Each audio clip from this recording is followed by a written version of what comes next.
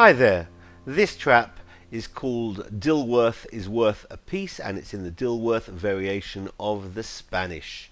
It's from the game Chanoine against Delaunay in 2002.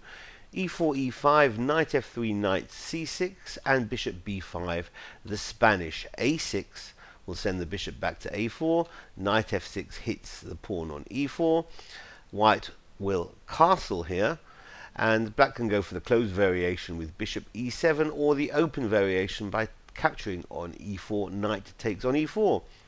Rather than rook e1, d4 is preferred by white to open up the center.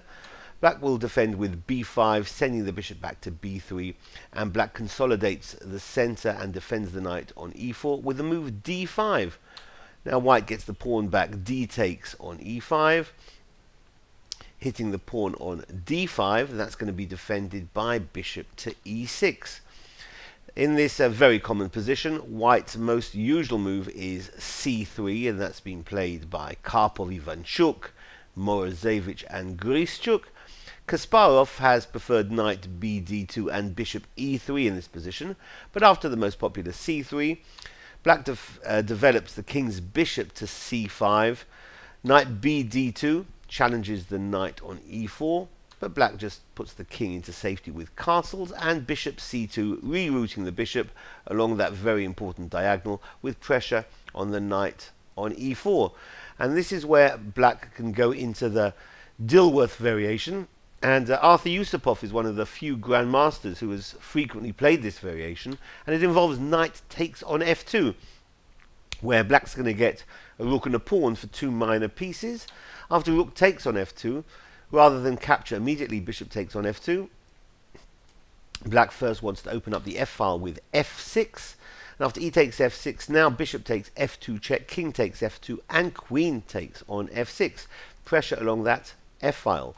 Well, the king can be parked into relative safety with king g1, but more popular is knight to f1 to release the bishop on c1 and develop white's pieces. So knight f1 is met by knight to e5 with pressure on this pinned knight on f3. Very logical.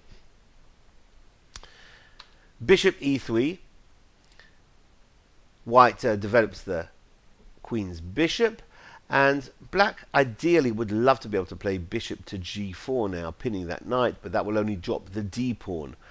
So black plays rook a e1, bringing the queen's knight into the attack, and bishop d4, rerouting the bishop from e3, pinning the knight on e5, but that blocks the queen's attack on d5, and that allows black to play now bishop g4, the move he wanted to play. And the next move by white is in fact the losing move. Bishop takes on e5, a cardinal mistake here.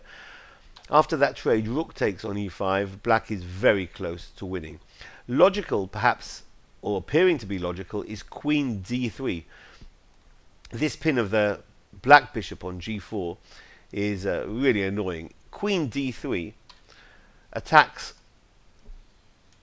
h7, gets the queen off of the pin, and black's going to defend with bishop f5, hitting the queen, but when the queen drops back to d2 to carry on defending the bishop on c2, then black has a winning tactic, and that involves the queen along the 6th rank.